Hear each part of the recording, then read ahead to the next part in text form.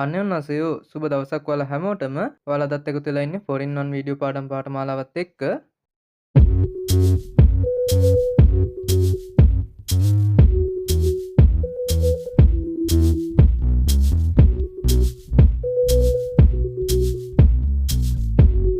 안녕하세요.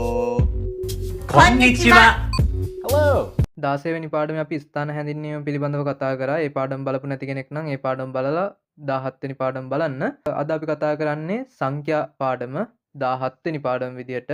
කොරියානුවන් සංඛ්‍යා වර්ග දෙකක් භාවිතා කරනවා. චීන සංඛ්‍යා සහ කොරියානු සංඛ්‍යා විදියට.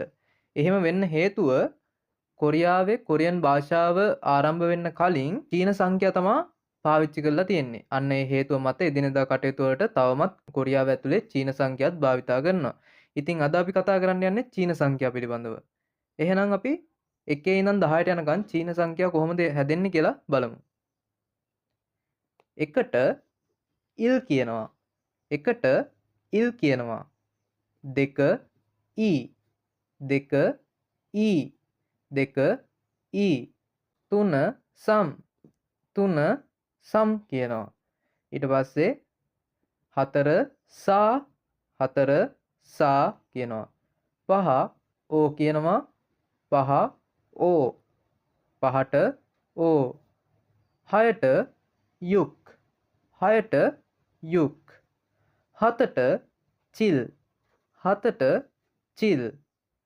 එතකොට 8ට පාල් 8ට පාල් කියනවා.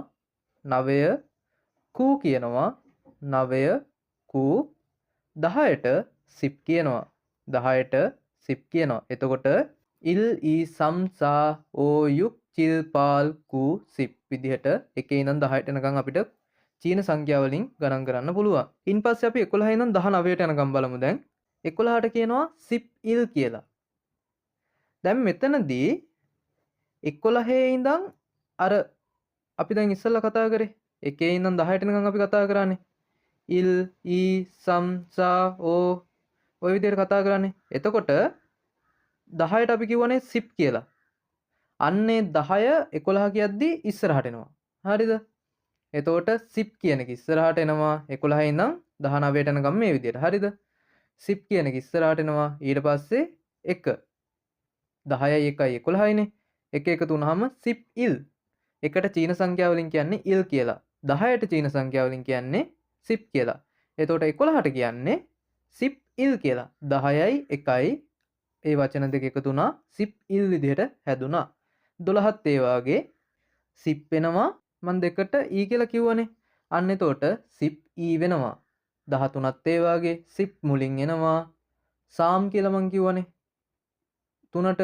එතකොට සිප් සාම් විදිහට 13 හැදෙනවා. ඒ වගේ බලන්න යන 19ට යනකම් 14 සිප් සා 14 සිප් සා 15 සිප් ඕ සිප් ඕ සිප් ඕ 16 සිප්යුක් සිප්යුක් සිප්යුක් 17 සිප්චිල් සිප්චිල් සිප්චිල් 18 සිප්පාල් සිප්පාල් සිප්පාල් 19 සිප්කූ සිප්කූ සිප්කූ කියලා හඳුන්වනවා. එතකොට 11 ඉඳන් 19ට ගත්තොත් සිප් ඉල් සිප් ඊ සිප් සාම් සිප් සා සිප් ඕ සිප් යුක් සිප් චිප් සිප්පාල් සිප්කූ. එතකොට 20 කොහොමද ලියවෙන්නේ?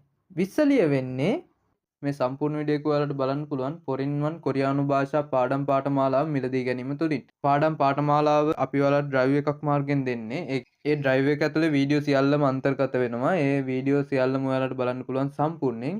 ඩ්‍රයිව් එකේ මිල වෙන්නේ රුපියල් 3900ක්. ඒකට ඔයාලට අන්තර්ගත වෙනවා ආයදුම් කරුවන්ට අවශ්‍ය උපදෙස් සහ මඟ පෙන්වීම සම්පූර්ණයෙන්ම අපි ලබා දෙනවා. ඒ වගේම හෝඩිය ව්‍යාකරණ සහ වාක්‍ය රටා ඇතුළත් පාඩම් 45ක වීඩියෝ පැකේජ් එකක් හම්බ වෙනවා. ඒ වගේම පාඩම් 60 වීඩියෝ පැකේජ් එකක් හම්බ වෙනවා.